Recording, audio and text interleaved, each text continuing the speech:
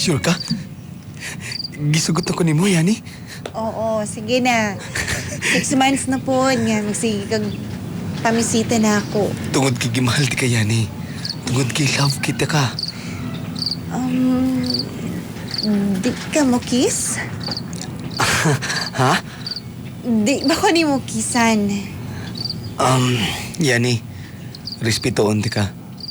Oh. Dili ko mo kiss ni mo. Dili ko gusto nga.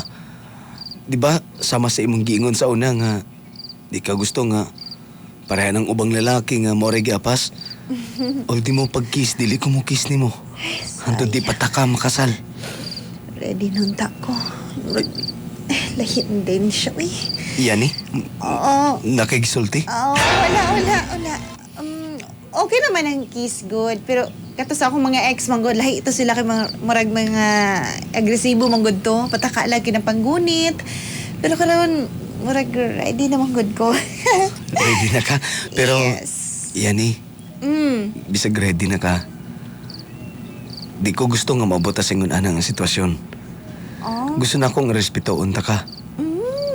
Gusto na ako nga mamahimong lahi ko sa ubang lalaki nga niabot sa imo ha.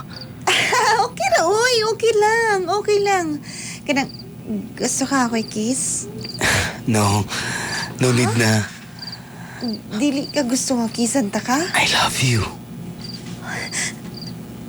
Uy, kadyantal mabren, tawanan niyo eh. I love you. I love you.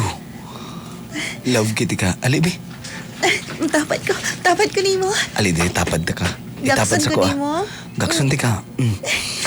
Bugutan ako yung buhok ha. Ha? Bugutan ako yung buhok. Ah. Kalkag yung buhok ko. Ay, sorry. Naman po ko yung sudlay dari dala. Dala kag sudlay? Oo. Eh, be. Kaya to sudlay ni mong buhok, be. Ay, sige. Kahumot. Sa akong buhok sa akong uyab. First time na ako nga gisudlay ko sa uyab. Ali, be. Bugutan ako yung buhok. Oh, kabaluday ka. Oo. Ako pa. Isalapid pa nato ni. Ha?